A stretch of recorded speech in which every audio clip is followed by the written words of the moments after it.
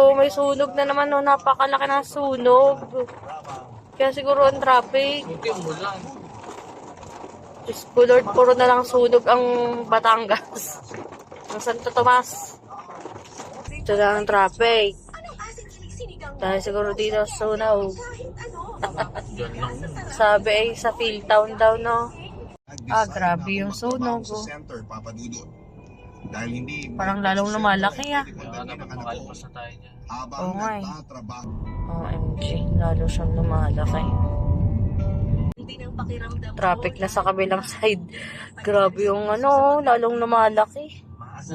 Ano pa dito? Mukhang may na-aksidente dito, ah. Oo, sobra.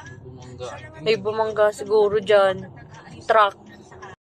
FIT nga to. FIT Philtown daw.